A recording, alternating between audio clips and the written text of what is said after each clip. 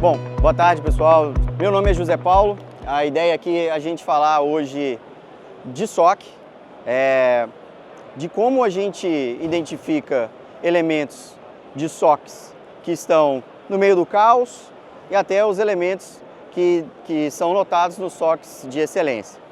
É um bate-papo curto para a gente tratar de um assunto tão extenso. Bom, quem sou eu, né? José Paulo, mas como a maioria das pessoas me conhecem.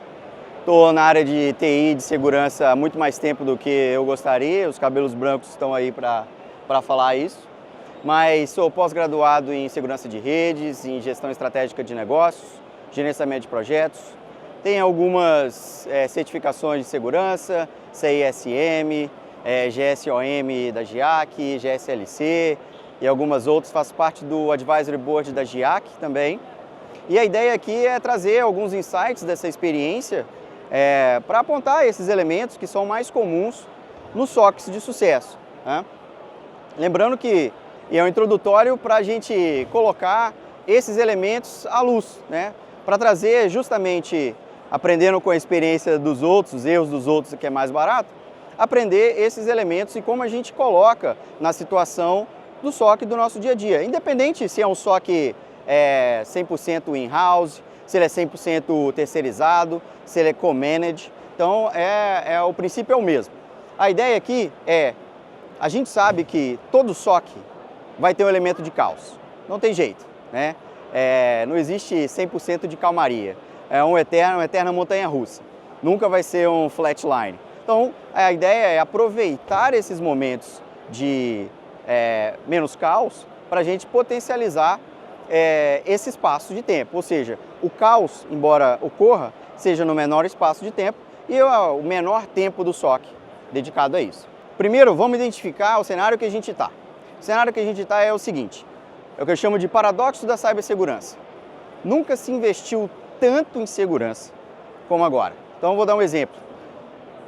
Em 2024, a gente investiu e chegando a 2025, 212 bilhões de dólares, que é 15% a mais do que a gente investiu em 2024 e tem uma tendência de subida em 2026. Então, se a gente pensar aqui numa analogia super criativa de uma balança, a gente está colocando muito mais grana num lado da balança. O que a gente esperaria com o nosso risco? Fica mais leve, menos risco. Só que o paradoxo é justamente o oposto. A gente está investindo mais do que nunca, mas a gente se sente bastante inseguro. O custo médio de uma violação no Brasil ficou de 1,2 milhões de dólares. É maior do que no ano anterior. Ao passo que 40% dos CISOs, 44% dos CISOs, já declararam que não conseguiu impedir as violações. E não quer dizer que os outros 56% tenham conseguido fazer isso 100% das vezes. Então, pensando num elemento de paradoxo, se a gente está investindo mais do que nunca, por que eu estou me sentindo mais inseguro? Por que eu não estou percebendo esse retorno na mesma proporção que eu estou investindo? Eu acho que todo mundo aqui que trabalha com segurança tem notado isso, que a gente tem mais dificuldade. E aí você pode falar, o mundo nunca mudou tão rápido. Nunca tiveram tantos elementos diferentes. Inteligência artificial. E eu prometo, eu não vou cansá-los até a morte aqui com mais um papo sobre inteligência artificial. Mas é importante a gente colocar que é normal que todos nós tenhamos entendido isso. Poxa, agora introduziu inteligência artificial, ficou mais complexo, os atacantes estão usando inteligência artificial. É uma tecnologia bastante disruptiva e mudou, e aí eu já não sei mais o que fazer. Trouxe aqui que eu gosto de trazer coisa velha em slide de tecnologia. Eu tenho uma capa do Advertiser, que é um jornal da Austrália, de outubro de 1954, quase 70 anos atrás. Ignora a parte ali do New Deal, da parte do futebol que eles estavam comemorando, foca no lado aqui, para vocês, direito da tela, está escrito aqui, Average Demand for World Knowledge. Nunca no mundo mudou tão rápido, nunca precisou de tanto conhecimento para acompanhar a evolução, seja na nossa vida pessoal, seja no trabalho, blá, blá, blá, blá, blá, blá, blá, blá. Tem depois as referências na apresentação, se vocês quiserem ler o jornal de 1954. Mas enfim, está falando exatamente isso aqui. nunca precisou de tanto conhecimento e nunca o mundo mudou tão rápido. Aqui, vamos ficar um pouquinho mais longe. Infelizmente vocês não vão ver, mas esse é um jornal de 1928, quase 100 anos atrás. Está exatamente aqui, nesse pedaço, Age of Wonders, a Era da Maravilha, que ele está falando especificamente de motores, mas que nunca o mundo mudou tão rápido, novas tecnologias, a gente precisa de mais conhecimento, precisa aprender mais. Então, o que eu quero estabelecer aqui? Já se fala de um mundo que nunca mudou tanto, igual está mudando agora, que nunca precisou de tanto conhecimento quanto está precisando de agora. Pelo menos eu não fui muito mais longe do que 1928, mas pelo menos há 100 anos. E é bem provável que a gente vai ouvir isso aqui no ano que vem, e no outro, e no outro, e no outro. E bem provável, quando não tivermos mais aqui, a gente vai ter exatamente essa mesma sensação. Então, se a gente tem, de um lado, um investimento crescente em cibersegurança, mas o risco subindo às vezes maior do que a capacidade de investimento. E estabelecemos aqui que desde então o mundo tem mudado muito mais do que a gente consegue mudar. Onde é que o SOC entra nessa jogada? Bom, primeiro, esse é o modo padrão. Quem já trabalhou ou conhece mais ou menos o SOC sabe que esse é o modo padrão, o modo default do SOC, é o eterno bombeiro. Tem um alerta, eu faço uma investigação, faço uma remediação, já vai ter outro alerta lá, e assim eu faço o quê? Ad eterno este ciclo. Quando dá, eu ainda tento aprender alguma coisa na minha remediação. Se não, eu já pulo da investigação para o próximo alerta e etc, etc. Então a ideia aqui, dentro desse cenário do paradoxo de cibersegurança, e de sabendo que a gente tem um mundo que conhecimento nunca vai ser mais devagar do que está agora, a ideia é a gente quebrar esse ciclo aqui, sair de um centro de custo para ser um motor de inteligência. Mais uma coisa velha aqui. Esse camarada aqui chama Abraham Wald, trabalhou lá viveu na Primeira Guerra Mundial, trabalhou na Segunda Guerra Mundial, e ele fez uma análise estatística simples dos bombardeiros que chegaram lá para os Estados Unidos. O Departamento de Defesa encomendou uma análise estatística de onde os aviões eram mais alvejados para fazer reforço. Assim como o orçamento de vocês não é infinito dentro de um SOC, a capacidade de um avião de voar com mais peso também é limitada. Então eles tinham que fazer o melhor balanço, onde proteger o avião para garantir o retorno. Esse camarada, depois de mapear exatamente os pontos, sugeriu uma abordagem diferente do que os outros estatísticos estavam falando. Falou, veja, se eu tenho alvejado mais nessas regiões, eu vou colocar maior proteção nessas regiões. Ele disse o seguinte, espera aí, a gente está olhando do lado dos aviões que chegaram de volta para a gente analisar estatisticamente. Ou seja, todos os outros que foram alvejados nos outros lugares foram os que não conseguiram chegar. Então a gente tem que fazer o oposto. Isso se chama Survivorship Bias, que é o viés do sobrevivente. A gente tende naturalmente, é uma armadilha cognitiva, a olhar para aquilo que deu certo. Ou seja, trazendo para o nosso mundo do SOC, se eu tenho ali uma grande parte de soluções voltadas à identidade, eu tendo a olhar naturalmente para aqueles alertas que eu consegui identificar ou para aqueles problemas que eu consegui conter. E aí é importante a gente entender o seguinte, quem dá o drive das ferramentas, e eu sou tecnicista como a maioria de vocês, gosto, adoro ferramenta, mas a gente tem que entender que as ferramentas estão lá para executar um trabalho que a gente quer, e não pela ferramenta. Então é importante a gente entender que existe uma armadilha cognitiva que faz com que a gente olhe para aquilo que deu certo e esqueça aquilo que está dando errado. A outra armadilha cognitiva que a gente encontra muito no SOC é o Streetlight Effect. Essa é uma história bem simples. Um policial passando na rua à noite viu uma pessoa procurando alguma coisa embaixo de um poste. Ele passou e perguntou naturalmente para a pessoa, perdeu alguma coisa aí? E a pessoa, sim, eu perdi as chaves do meu carro aqui, estou procurando. O policial solícito falou, vou te ajudar a procurar.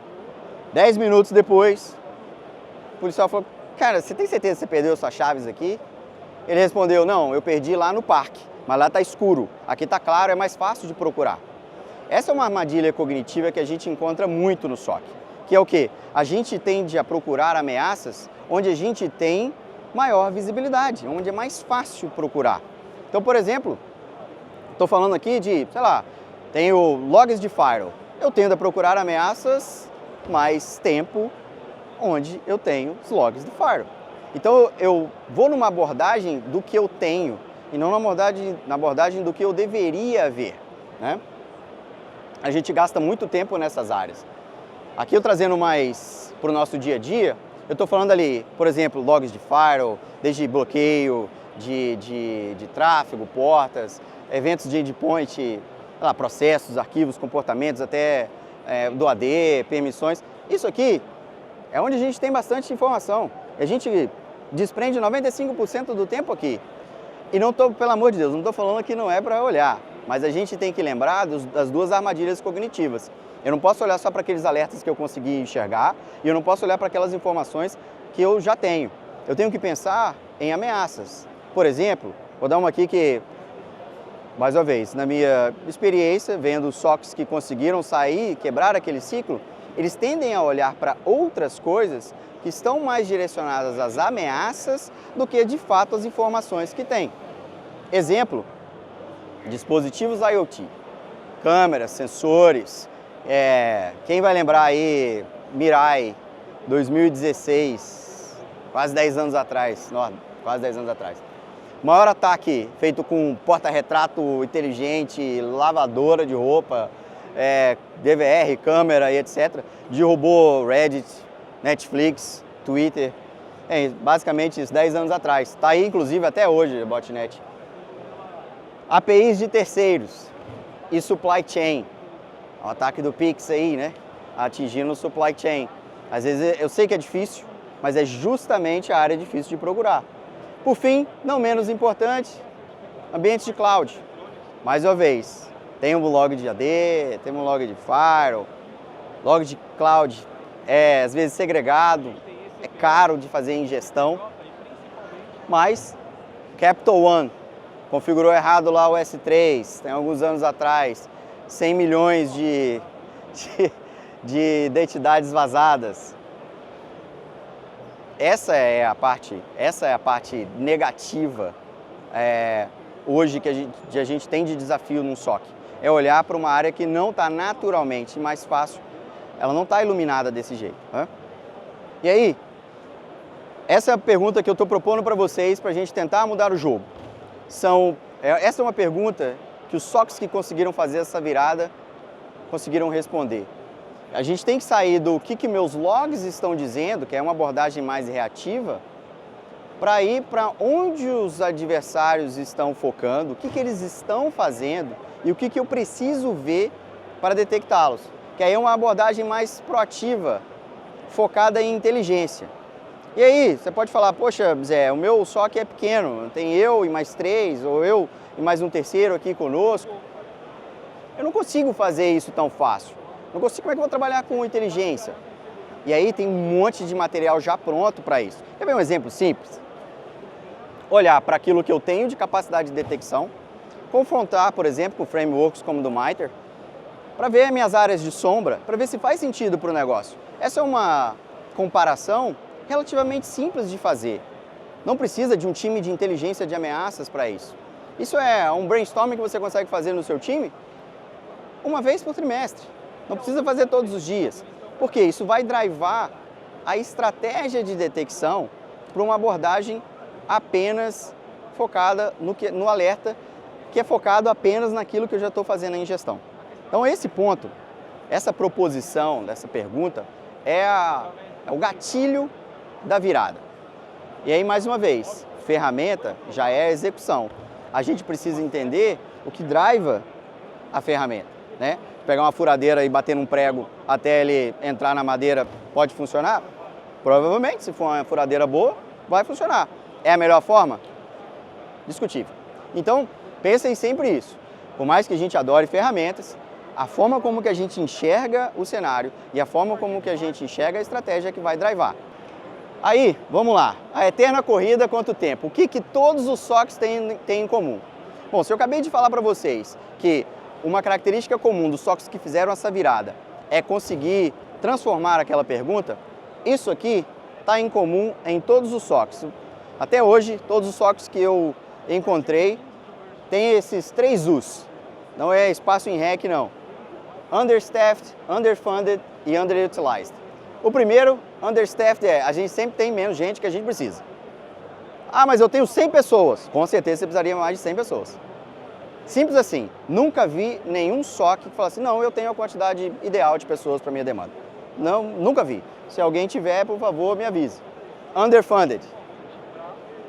Ninguém tem todo o dinheiro do mundo para comprar todas as ferramentas, investir todo em capacitação. Nunca vi também. E underutilized nunca vi um SOC onde todos os processos estivessem 100% otimizados.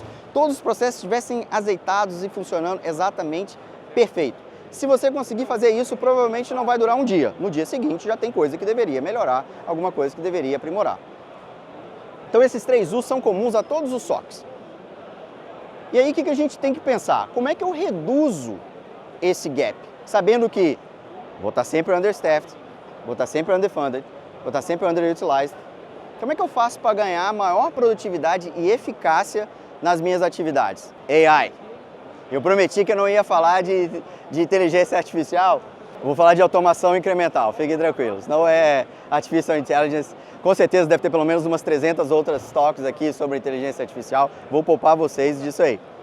Automação incremental, para mim, falando de ferramenta, se a gente mudou o mindset para pensar como que eu drive as minhas ferramentas, ou seja, eu quero trazer para vocês agora já é ferramental, porque eu não ia deixar a ferramenta de fora, né, de uma estratégia de mudança no SOC. Os 3 pilares da automação, para mim, está dividido essas 3 categorias aqui. O primeiro, não vou dizer que é o mais importante, mas o primeiro é a mentalidade de iteração. Toda vez que a gente vai automatizar alguma coisa, a gente tenta pensar naturalmente no fluxo completo. E ele tende a ser completo, como o próprio nome já diz. A mentalidade de iteração é um pedacinho de cada vez, baby steps. Não adianta tentar correr uma maratona, quem é disso aí, maratonista, 42 quilômetros, sem você nunca ter corrido o seu primeiro quilômetro. É impossível. Não vai chegar, acordar, botar um tênis e correr 42 quilômetros. Não tem como. Você vai ter que ter corrido o primeiro quilômetro. Mentalidade de iteração é justamente isso. O meu objetivo é o quê? É uma pequena automação. Eu vou automatizar a categoria de phishing dos alertas que eu recebo. Ponto. Só isso. Ah, mas peraí, eu poderia fazer isso, poderia fazer aquilo? Sim, poderia fazer e provavelmente vai. Mas aí a mentalidade de interação é justamente isso. Trazer uma forma mais objetiva e pontual. A outra é a redução da ansiedade e da complexidade. Isso acontece muito. Quando a gente pensa em ferramental, pensa principalmente em automação incremental, a gente olha para o nosso cenário e a gente vê um fluxo gigante. Pô, eu recebo alerta aqui na minha ferramenta, aí eu jogo um enriquecimento aqui, eu jogo para o meu ITSM, aí depois eu vou lá, falo direto com o meu Firewall, depois eu preencho um reporte. A gente olha o fluxo inteiro, a gente fala, caraca, eu não vou sair do lugar nunca, é muito grande, muito complexo, e aí você desanima. Se você pensar numa construção de uma casa, em todos os passos que ela tem, não vou construir uma casa nunca. Agora, se você pensa em, vou fazer o desenho primeiro, depois executa esse passo, você reduz a ansiedade da complexidade.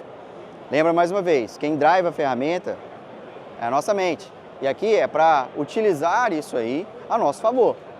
Por fim, não menos importante, cultura do aprendizado. E aí, se você é gestor, se você é analista, se você é estagiário, a aplicação disso aí é igual. O que é isso?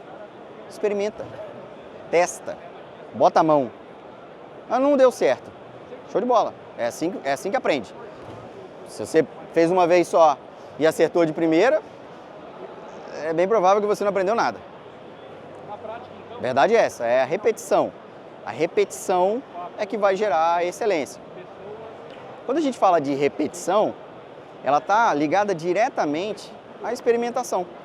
Se você não pegar algum processo, independente se ele é pequeno, se ele é grande, alguma etapa, alguma tarefa, alguma atividade, e não testar essa automação, não testar aquela execução, você provavelmente não vai conseguir fazer as mais complexas. E mais uma vez, se tentar fazer a mais complexa logo de cara, é bem provável que você vai desanimar antes de conseguir concluir.